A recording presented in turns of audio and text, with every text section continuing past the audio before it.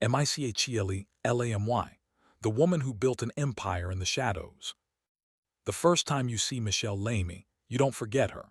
Gold-capped teeth catching light like a warning.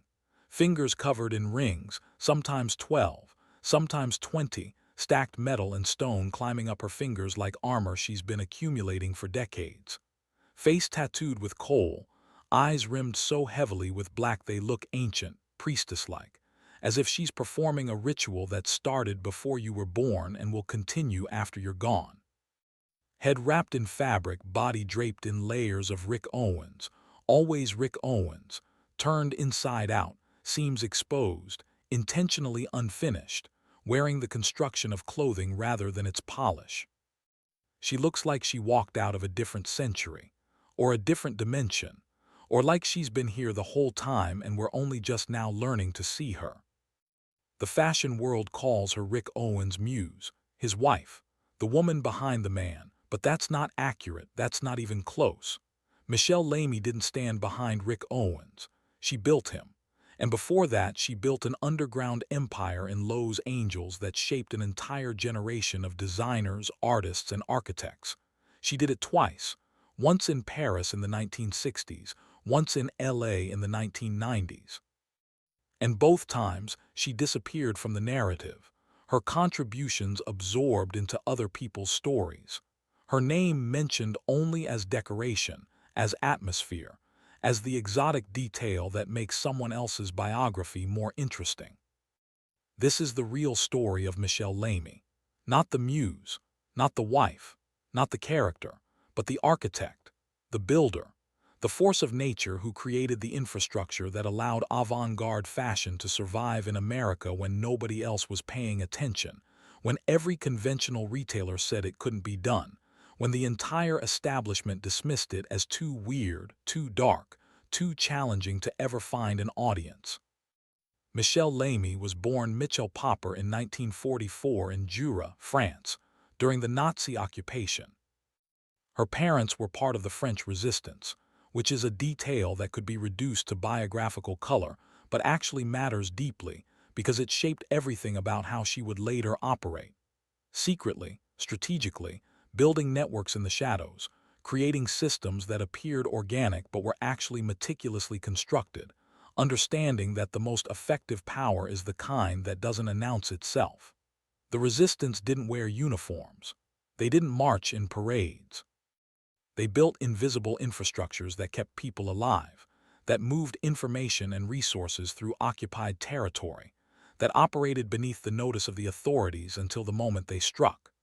Michèle learned that model young, absorbed it into her DNA, and deployed it for the rest of her life in contexts far removed from war, but using the same fundamental principles.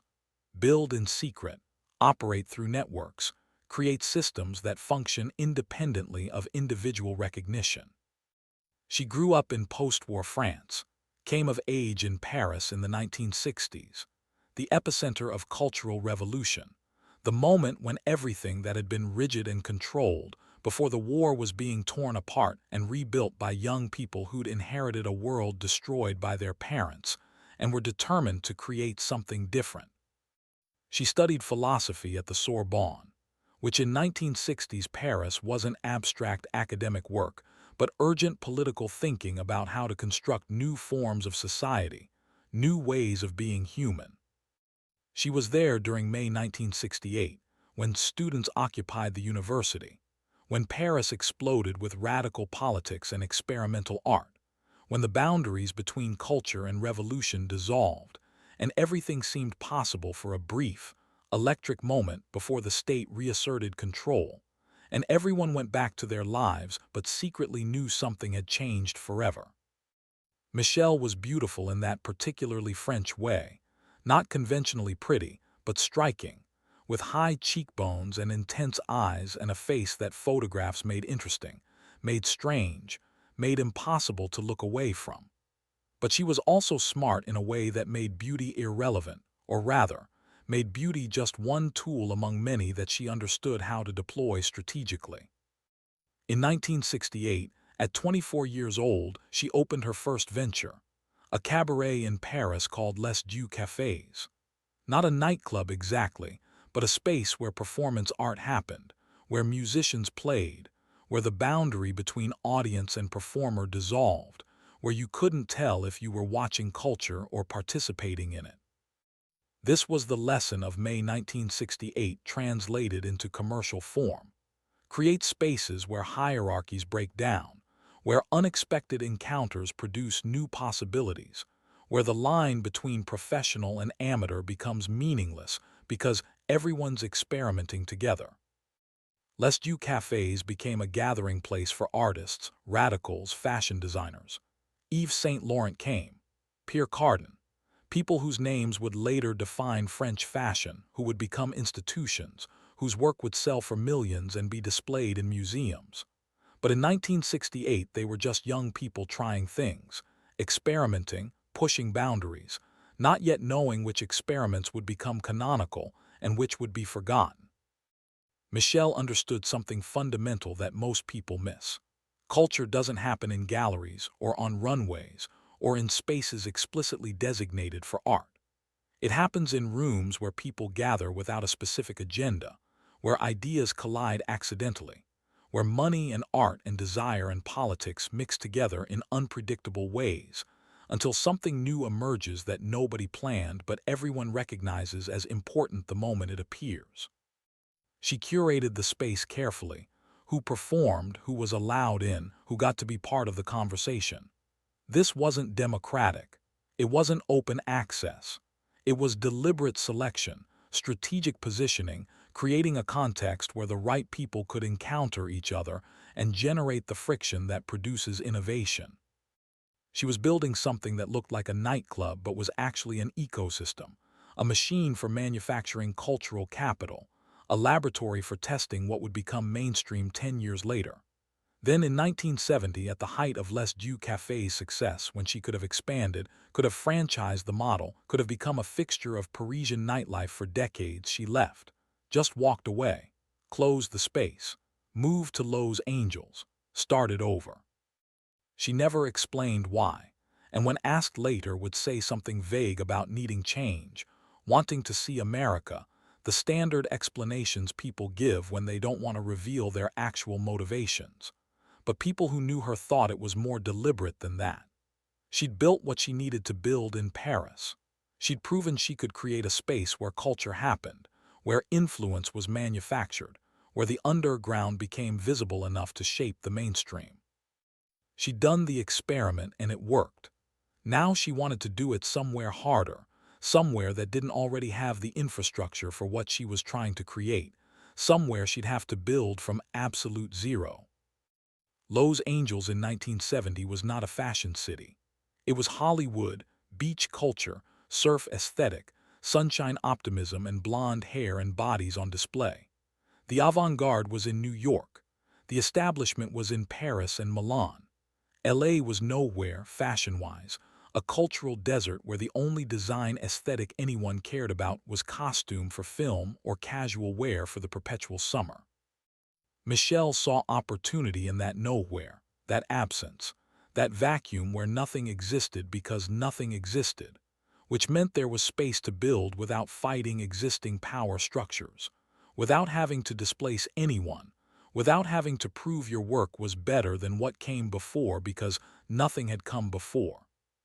For the next decade, Michèle did things that later seemed random but were actually tactical, building blocks that only made sense once you saw the complete structure years later. She worked as a defense attorney. Yes, a lawyer, because she'd gotten her law degree in France and passed the California bar in 1972, which meant she had credentials in a profession that demanded precision and strategy and understanding of systems. She specialized in criminal defense, particularly cases involving artists and countercultural figures, musicians arrested for drug possession, performance artists charged with obscenity, people on the margins who couldn't afford expensive lawyers but whose cases connected Michèle to scenes, to communities, to the underground network she was mapping. This wasn't charity. It was intelligence gathering. Every case was a portal into a subculture. Every client was a node in a network. Every courtroom appearance was an opportunity to understand how power operated in Lowe's Angels and where the gaps were, where the system's blind spots created space for alternative structures to develop. She also designed clothes, not professionally at first but just for herself, for friends, deconstructed pieces with asymmetrical cuts where she'd take expensive fabric and intentionally destroy it, burn it, tear it, age it, then reconstruct it into something that looked ancient and futuristic simultaneously, like archaeological artifacts from a civilization that hadn't been invented yet. People noticed, started asking where she got her clothes. She'd say she made them. They'd ask her to make them something. She'd refuse. She wasn't selling clothes. She was making art, which was technically true but also strategic because refusing to commercialize immediately created scarcity and desire.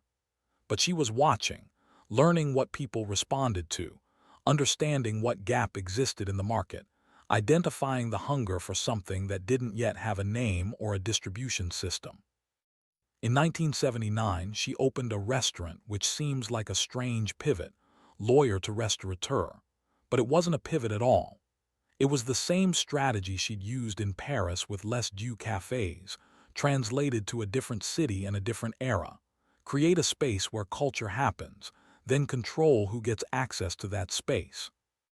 The restaurant was called Café des Artistes, later renamed Café La Bohème, and it was on Sunset Boulevard in a part of LA that was transitioning from sketchy to interesting, from dangerous to desirable, from nowhere to somewhere but not quite there yet, which meant the rent was affordable and the location was positioned to capture the next wave of cultural development. The food was French California fusion, expensive but unpretentious, good enough to justify the prices but not so elaborate that it became the focus. The space was dark, intimate, with fabric draped from the ceiling like a Bedouin tent, creating an atmosphere that felt both luxurious and temporary, both established and experimental. And Michèle was always there, not hiding in an office or managing from a distance but working the floor, talking to everyone, curating the experience in real time. Artists came, musicians, early tech people from Silicon Valley who were getting rich from computers but didn't know how to translate their new wealth into cultural capital. Fashion designers from Japan, Yohji Yamamoto, Rei Kawakubo, when they visited LA and needed to find the people who understood what they were doing. Architects like Frank Gehry before Gehry became Gehry. The people who were building culture but weren't yet famous for it, who were still in the experimental phase, who needed spaces where they could test ideas and make connections and find collaborators.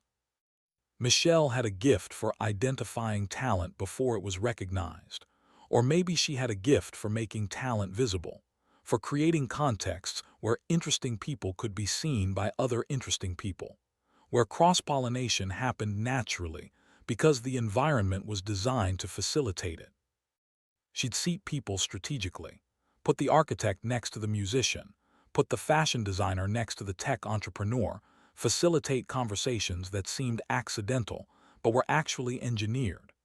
And she was collecting information the whole time, learning what people needed, what gaps existed, what infrastructure was missing from the Lowe's Angels creative economy that she could build and control and use to position herself at the center of the next wave.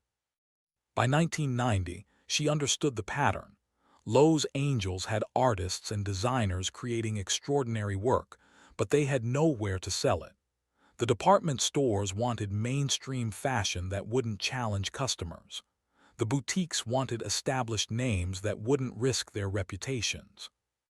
Nobody would take chances on unknown designers making strange, deconstructed, challenging clothes that required explanation, that required customers to think differently about what clothing could be and do and mean.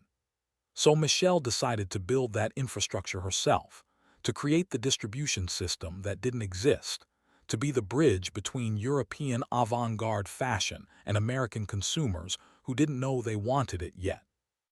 In 1990, Michèle Lamy opened a store called Lamy on Lowe's Angel Street in downtown LA. Not in Beverly Hills or on Melrose where the established retail corridors were, where rent was high and expectations were rigid, and the existing fashion infrastructure would have rejected what she was trying to do as too weird, too uncommercial, too risky. She chose downtown, an area that was industrial, slightly dangerous, mostly empty at night, which looked like a terrible business decision but was actually strategic brilliance. Downtown LA had cheap rent and big spaces. It had the bones of something interesting, historic buildings, architecture that could be transformed. And critically, it had no established fashion scene, which meant Michèle could build one from scratch without competing with existing power structures, without having to prove her model was better than the established model, because there was no established model to compete against. Lamy wasn't just a store. It was a 3-story building that Michèle designed herself, and the design revealed everything about how she understood retail and culture and the relationship between them. The ground floor was retail space, but not like any retail space that existed in LA at the time. Concrete floors, exposed pipes, clothes hanging on industrial racks like they were in a warehouse or a workshop, like they were being made there rather than just sold, like you were seeing the process, not the product. The second floor was a restaurant, because of course it was a restaurant, because Michèle understood that fashion doesn't sell in isolation, that you need to create a destination, a reason for people to stay, to linger, to become part of a scene rather than just making a transaction and leaving. The third floor was her apartment, which meant she lived above the store, above the restaurant, always present, always available, always watching, always gathering information about who was coming, what they were buying, what they were responding to, what conversations were happening. And what she sold at Lamy was extraordinary. Clothes by designers nobody in America had heard of yet: Anne Demeulemeester, Dries Van Noten, Martin Margiela, the Antwerp Six, who were just emerging in Europe, creating deconstructed, avant-garde fashion that major retailers thought was too weird, too challenging, too uncommercial to ever find an American audience. Michèle brought them to America when no one else would. She didn't just stock their clothes like they were products on a shelf. She championed them, explained them, positioned them as art rather than commodity. When customers came in looking for Calvin Klein or Donna Karan, the mainstream minimalism that was dominating American fashion in the early 1990s, Michèle would convince them to try Margiela instead. She'd explain the construction, the concept, the artistic vision. She'd make people understand that fashion could be art, that clothing could be conceptual, that wearing something strange was an act of courage and intelligence rather than a mistake. And people bought it. Not masses of people. This was never mainstream and was never trying to be mainstream, but the right people. The stylists who dressed celebrities, the editors who shaped fashion magazines, the early adopters who set trends that everyone else would follow 5 years later, the people who would influence everyone else, who would make weird beautiful, who would make deconstructed desirable, who would transform the margins into the center. By 1992, Lamy had become the most important boutique in Los Angeles for avant-garde fashion. Designers came to LA specifically to visit the store. Fashion editors wrote about it. It was where you went if you wanted to see the future, if you wanted to understand what fashion would become before it became it. Michèle had built in LA what she'd built in Paris 20 years earlier, a space where culture happened, where the right people gathered, where influence was manufactured through strategic curation and deliberate positioning. And then, in 1993, she met Rick Owens. Rick Owens came to Los Angeles in 1990 with a fashion degree from Otis College of Art and Design, and absolutely no prospects, no connections, no way into the fashion industry that seemed like it might actually work. He was making clothes in a small studio, selling to a few boutiques, barely surviving financially, living on the edge of quitting, and going back to whatever life he might have had before fashion consumed him. His aesthetic was dark, gothic, draped, influenced by 1920s Hollywood glamour, by Charles James's sculptural evening gowns, by grunge music and underground club culture, by everything that mainstream American fashion in the early 1990s was specifically rejecting in favor of clean minimalism and corporate polish. Nobody understood what he was trying to do. Buyers would look at his clothes and say, "Too dark, too strange. Who would wear this? Where would they wear it?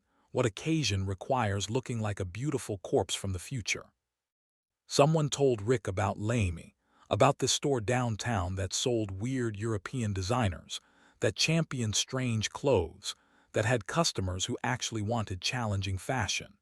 He brought his portfolio, probably expecting rejection because rejection was what he'd been getting everywhere else, probably preparing to hear the same criticisms he'd heard 100 times before.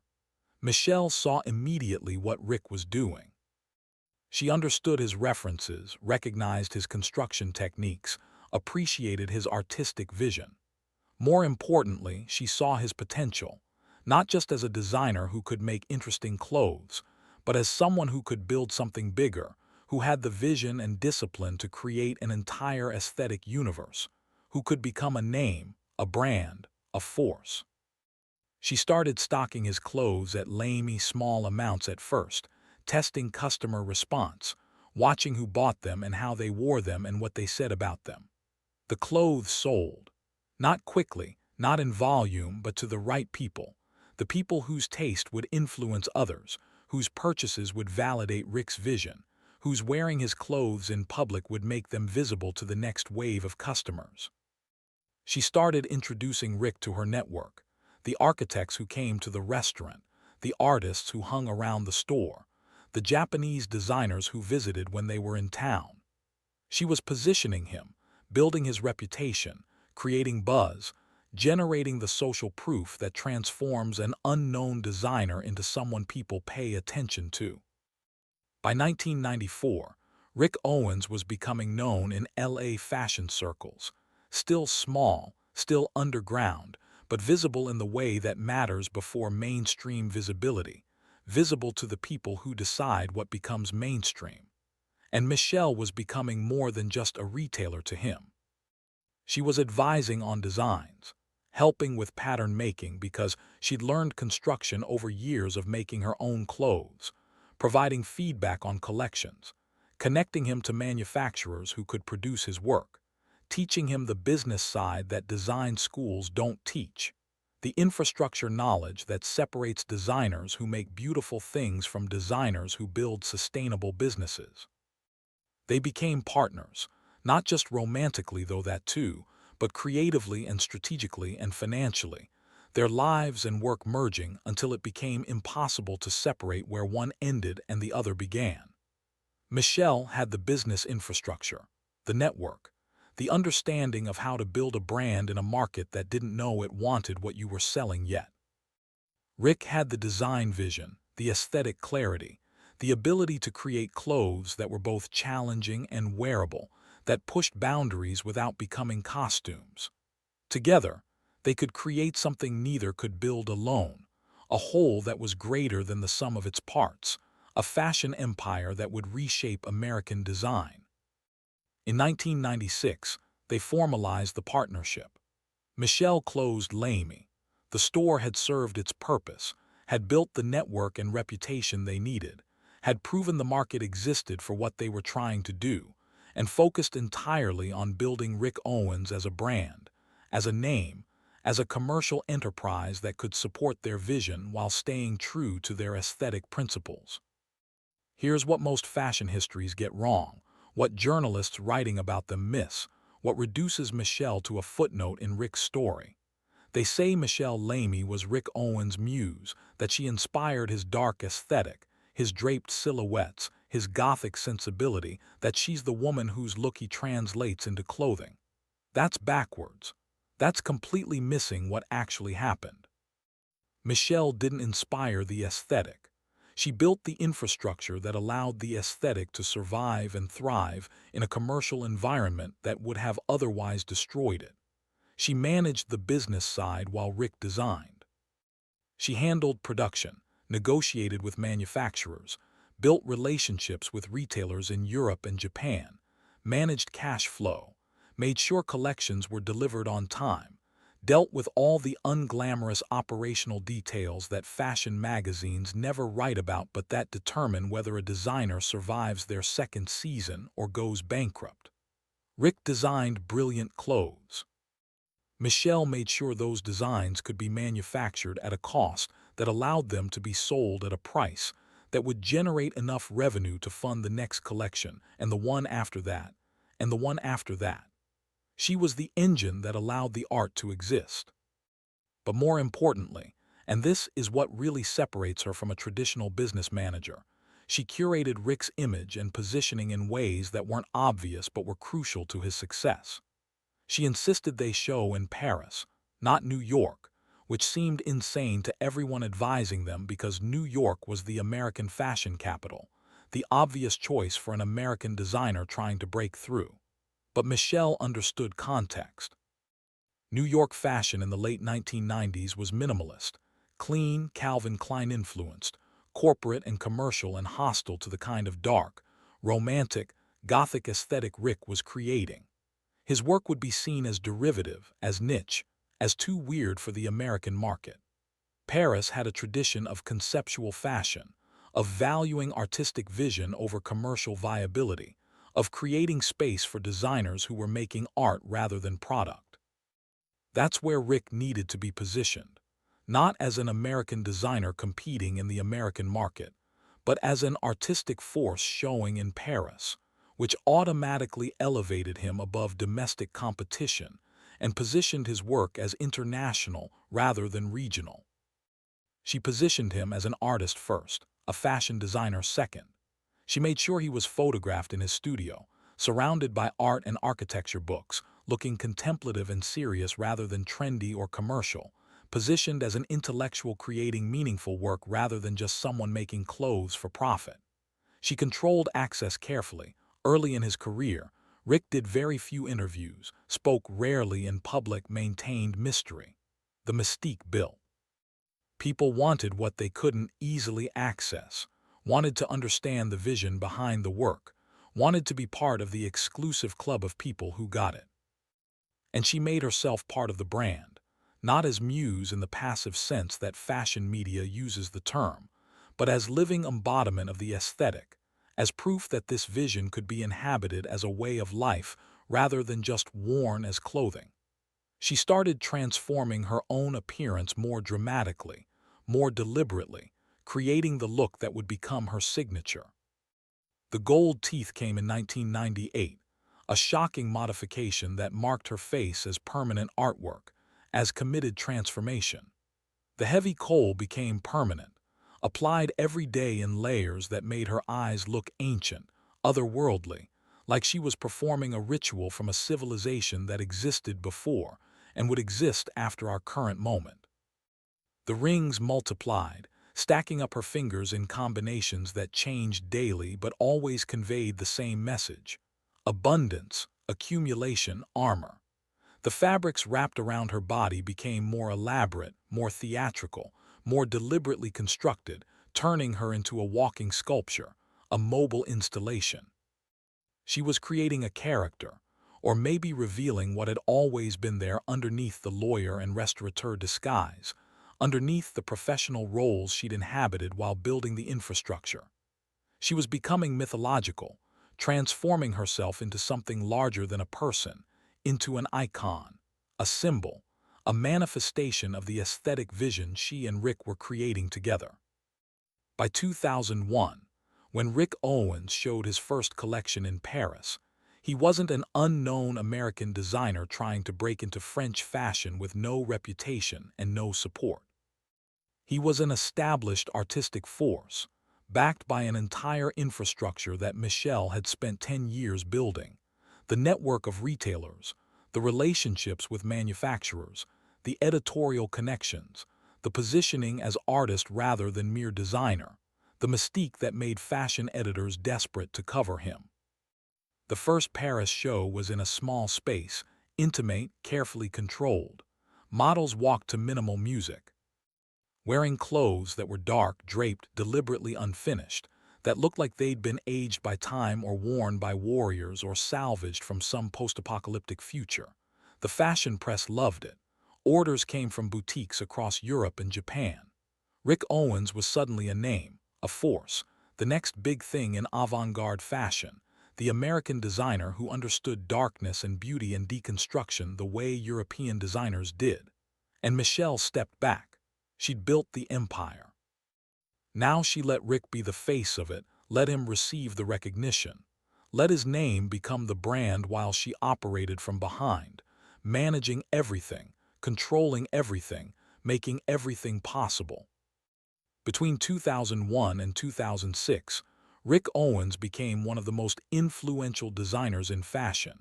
His aesthetic dark, gothic, architectural, deconstructed, defining a new kind of luxury that wasn't about polish or prettiness, but about challenge, intelligence, conceptual rigor.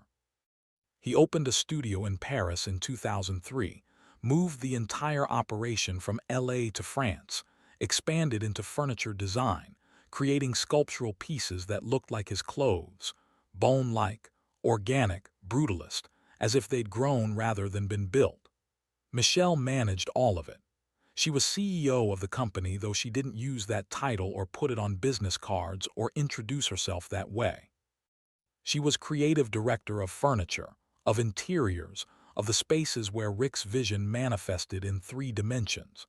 She was the one negotiating contracts, managing production, building relationships with the factories in Italy that manufactured the clothes, handling the expansion from fashion into lifestyle, from clothing into an entire aesthetic universe.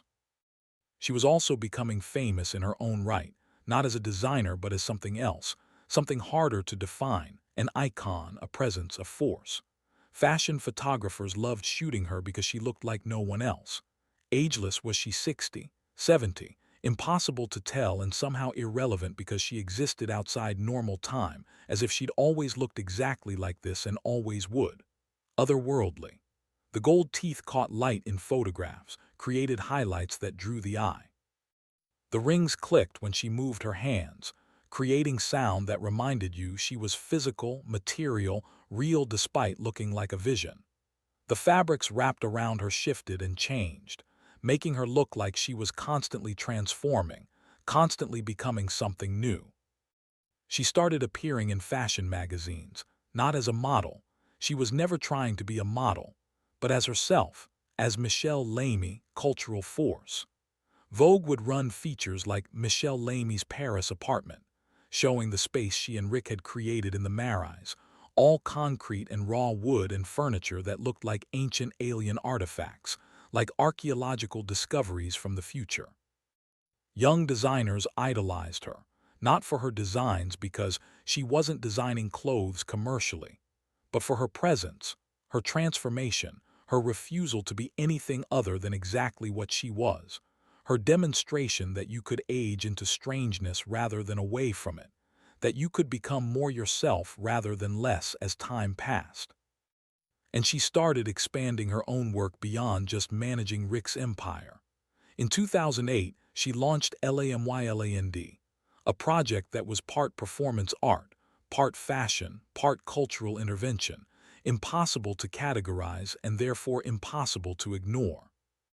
She'd take over spaces, abandoned buildings, empty lots, transitional zones between uses, and create temporary installations where artists, musicians, and designers collaborated, where boundaries between disciplines dissolved, where unexpected combinations produced new possibilities.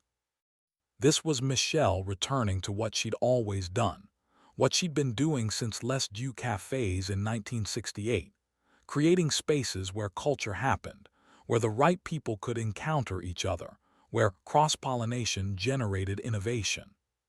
She brought musicians to collaborate with fashion designers, architects to work with visual artists. She was building again, creating ecosystems again, facilitating the collisions that produce culture. The same strategy she'd used in Paris in the 1960s, the same strategy she'd used in LA in the 1990s, but now with resources, now with influence, now operating at a scale she'd never had access to before. Except now she wasn't building commercial infrastructure, the restaurants and stores that generated revenue. She was building cultural infrastructure, using the wealth and influence she'd accumulated through Rick's success to fund projects that had no commercial purpose, that existed purely to push culture forward, to create new possibilities. By 2010, Michèle Lamy was in her mid-60s and operating at full power, running Rick Owens' business empire while also curating LAMYLAND events around the world, collaborating with artists and musicians and architects, becoming a cultural figure in her own right separate from Rick though still always connected to him. They were partners in every sense: romantic, creative, business, philosophical. But here's what makes Michèle's story different from typical fashion narratives, what makes her more interesting than the muse label suggests. She never tried to step out of Rick's shadow to claim credit for what she'd built.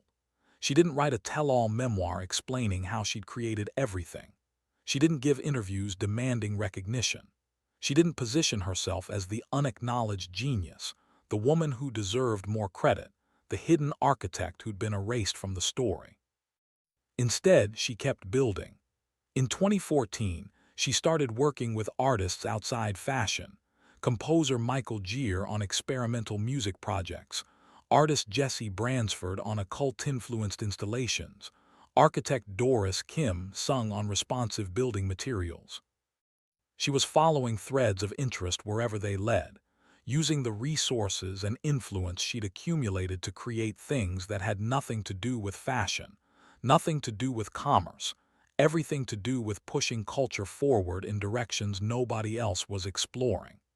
In 2017, at 73 years old, she started a boxing gym in Paris. Not a fitness gym, not a commercial venture, but a cultural space where boxers trained alongside artists and designers, where physical discipline intersected with creative practice, where she was creating context for unexpected encounters again, building infrastructure for culture to happen in new combinations. Today, Michèle Lamy is 80 years old. She still works every day, still runs the business side of Rick Owens' empire, still curates cultural projects, still transforms herself. The rings change, the wrappings evolve, the gold teeth gleam. The kohl gets reapplied every morning in layers that make her face into a mask, into art, into a statement about what a woman can become if she refuses every expectation about what aging is supposed to look like. Fashion magazines still call her Rick Owens' muse. Fashion history still position her as the woman behind the designer, the supportive partner, the aesthetic inspiration, the exotic detail that makes his story more interesting. But the people who actually work in fashion, who have built brands or run businesses, who understand what it takes to transform artistic vision into sustainable commercial enterprise, they know the truth. Michèle Lamy is an architect. She builds infrastructure for culture. She creates systems that allow artistic vision to survive in a commercial world that would otherwise destroy it. She did it in Paris in the 1960s with Les Dieux cafes. She did it in Los Angeles in the 1990s with Lamy. She's still doing it now with LAMYLAND and her various collaborations and her boxing gym, and whatever project she's building next that we won't understand until 5 years after it's already reshaped the culture. And she does it without demanding credit, without insisting on recognition, because she understands something most people miss. The work is what matters. The infrastructure endures. The systems continue functioning long after individual names are forgotten. You build the machine, you set it in motion, you step back and watch what it produces. Rick Owens designs brilliant clothes, creates an aesthetic universe that's influenced an entire generation of designers, makes furniture that looks like it came from another planet. But without Michèle, those designs would have remained in a small studio in LA, seen by nobody, appreciated by a few friends, eventually abandoned when the money ran out and Rick had to get a real job. Michèle built the empire that made Rick Owens possible. And she did it the same way she's done everything since she was 24 years old, opening a cabaret in Paris. Strategically, carefully, from the shadows. building networks and systems and infrastructure that allow culture to happen, that make the impossible possible, that transform vision into reality. Not because she was hiding, not because she lacked ambition or confidence, but because she understood that real power doesn't need to be visible. Real influence doesn't require credit. You build the systems, you create the infrastructure, you make things possible, and then you step back and watch what others build on the foundation you've created, what emerges from the ecosystem you've constructed, what becomes possible because you built the conditions for possibility. That's Michèle Lamy's legacy. Not the gold teeth or the rings or the wrapped fabrics, though those are the visible markers, the aesthetic signatures that make her recognizable. Her real legacy is invisible. The network she built, the designers she supported, the infrastructure she created that allowed avant-garde fashion to survive in America when nobody else believed it could, when every conventional retailer said it was too weird, when the entire system was designed to eliminate exactly the kind of challenging work she championed. She's the woman who built an empire in the shadows, who created systems that continue functioning decades later, who proved that you don't need your name on the building to be the architect who designed it, who showed that the most powerful form of influence is the kind that doesn't announce itself. The fashion world calls her a muse, a character, an icon, an exotic detail in someone else's story, but that's not what she is, that's just what's visible. Michèle Lamy is a builder, an architect of culture, a creator of systems, a force of nature who's been reshaping the landscape for 60 years while letting other people take credit for the transformations. And she's still building, at 80, still creating spaces where culture happens, still operating from the shadows, still refusing to claim credit, because the work speaks for itself, and the empire endures. There's a photograph of Michèle from 2023 taken at a Rick Owens show in Paris. She's seated in the front row, wrapped in layers of fabric, rings catching the runway lights, face painted with its familiar coal architecture. Next to her sits a young designer, maybe 25, maybe 30, someone just starting to build their own vision. Michèle is leaning toward them, saying something, her hand with its stacked rings gesturing, explaining, advising, doing what she's always done. Identifying talent, building connections, creating the conditions for the next generation to emerge. This is what the fashion magazines miss when they reduce her to aesthetic decoration, to visual interest, to Rick Owens' muse. They're photographing the performance, the gold teeth, the wrapped fabrics, the dramatic appearance. But they're missing the action, the work, the actual function she serves in the ecosystem. While they're focused on how she looks, she's building the next network, identifying the next talent, creating the infrastructure for the next wave of culture that will reshape fashion 5 years from now when the mainstream finally catches up to what the underground has been doing. She's been doing this for 60 years. 6 decades of identifying what doesn't exist yet but needs to, of building the systems that allow it to exist, of creating spaces where the right people can encounter each other and generate the friction that produces innovation. Paris in the 1960s, Los Angeles in the 1990s, Paris again in the 2000s. And now, in the 2020s, still operating, still building, still refusing to slow down or simplify or become the retired legend living on past accomplishments. Because here's what makes Michèle Lamy genuinely radical, what separates her from every other fashion figure who gets celebrated and canonized and turned into a monument. She's not interested in legacy in the traditional sense. She's not trying to secure her place in history. She's not demanding that fashion historians give her proper credit. She's not writing memoirs or authorizing biographies or sitting for documentary interviews where she explains how it all really happened and who deserves recognition. She's still in the present tense, still building, still working, still creating the conditions for culture to happen rather than looking backward at the culture she's already created. Most people who achieve what Michèle has achieved spend their later years managing their legacy, controlling the narrative, making sure history records their contributions accurately. They give interviews explaining what they really did. They publish memoirs revealing the truth behind the official story. They demand recognition for contributions that were previously invisible or attributed to others. Michèle does none of this, not because she's modest or selfless or doesn't care about recognition, but because she understands something more sophisticated. Legacy is built through systems, not through claims. The work endures if the infrastructure continues functioning. The influence persists if the networks keep generating culture. The contribution becomes undeniable if the ecosystem you built keeps producing results decades after you built it. You don't need to claim credit if the evidence is everywhere. You don't need to demand recognition if everyone who actually understands the industry knows what you did. You don't need your name in lights if your fingerprints are on everything that matters. Rick Owens wouldn't exist without Michèle Lamy. Not the Rick Owens we know, the internationally recognized designer, the aesthetic force, the name that defines dark, architectural, avant-garde fashion.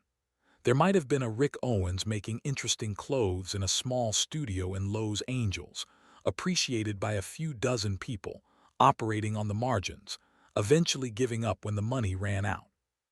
But the Rick Owens who shows in Paris, who has flagship stores around the world, who's influenced a generation of designers, who's built a multi-million-dollar empire while maintaining artistic integrity, that Rick Owens is Michèle's creation as much as his own.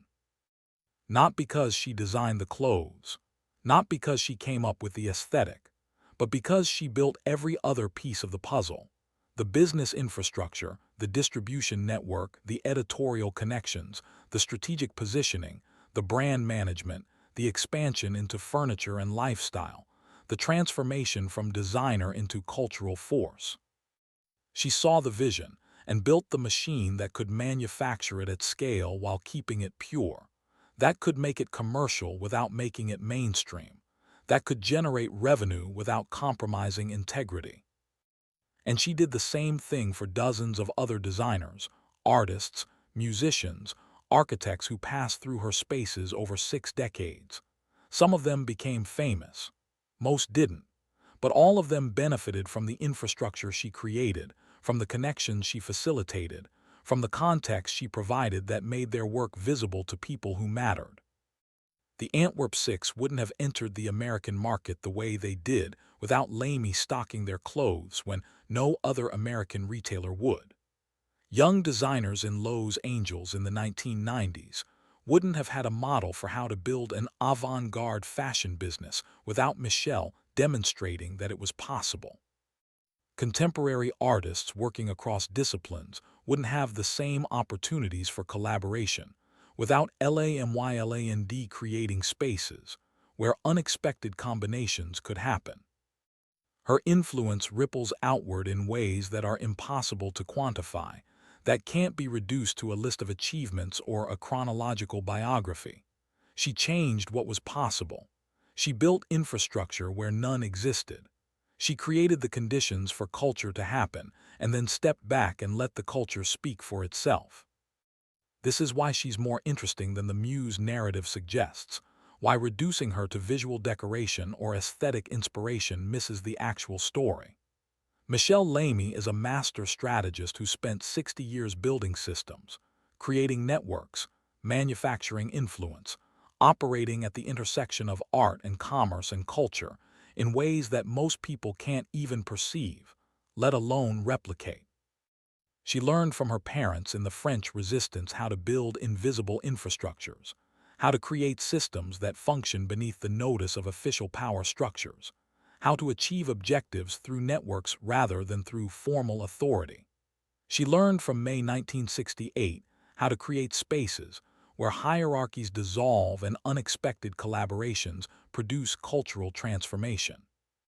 She learned from decades of direct experience how to identify talent before it's recognized, how to position work for maximum impact, how to build commercial enterprises that support artistic vision rather than destroying it. And she's deployed all of this knowledge in service of building, always building, creating the conditions for others to succeed rather than claiming the spotlight for herself. The restaurants weren't restaurants, they were laboratories for culture. The stores weren't stores, they were distribution systems for ideas. The collaborations weren't collaborations, they were network-building exercises that created connections that would pay dividends for years. Everything Michèle has done has been infrastructure, has been system building, has been creating the conditions for culture to happen rather than creating the culture itself. She's the architect, not the building. The engineer, not the bridge. The gardener, not the garden. She creates the conditions, plants the seeds, tends the ecosystem, and then steps back and lets others take credit for the flowers. And the flowers are extraordinary. Rick Owens' empire. The careers launched through Lamy. The collaborations facilitated through LAMYLAND. The young designers advised at fashion shows. The artists supported through her various projects. The entire infrastructure of avant-garde fashion in America, which wouldn't exist in its current form without the groundwork Michèle laid in the 1990s when nobody else believed challenging fashion could find an American audience. This is her legacy, though she'd probably reject the word legacy because it implies something finished, something in the past, something to be preserved rather than built upon. Michèle isn't interested in being preserved. She's interested in what comes next, what new infrastructure needs to be built, what new connections need to be made, what new possibilities need to be created. At 80, she's still working every day, still running the business operations of Rick Owens, still curating cultural projects, still identifying young talent, still building networks, still creating spaces where culture can happen, still transforming herself.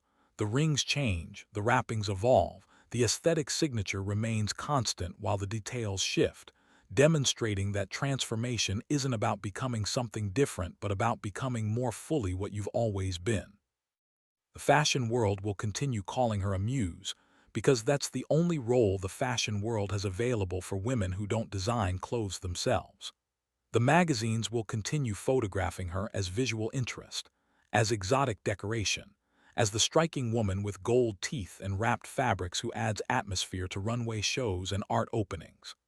The official histories will continue positioning her as the woman behind the designer, the supportive partner, the inspiration for someone else's genius. But the people who understand how culture actually works, who have built something themselves, who recognize infrastructure when they see it, they know the truth. Michèle Lamy is an architect, a builder, a creator of systems, a force of nature who spent 60 years reshaping the landscape while operating from the shadows, building empires while letting others put their names on them, creating the conditions for culture to flourish while refusing to claim credit for the culture itself. She's the woman who proved that you don't need to be visible to be powerful, that you don't need recognition to have influence, that you don't need your name in headlines to change the world. You just need to build the systems, create the infrastructure, make the impossible possible. And then step back.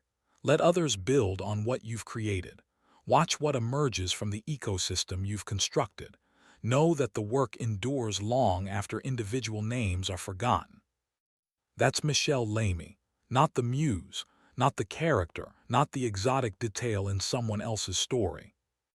The architect, the builder, the force that's been reshaping fashion and culture for 6 decades while the world was looking elsewhere, mistaking performance for substance, confusing visibility for power.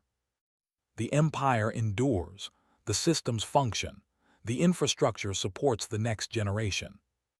And Michèle keeps building, always building, because the work is never finished, because there's always another network to create, another connection to facilitate, another impossibility to make possible. At 80 years old, still wearing the rings, still wrapped in fabric, still marked with coal, still transforming, still building, still refusing to claim credit. Because the work speaks for itself. And the empire, the invisible empire, the empire of infrastructure and systems and networks and possibilities, endures.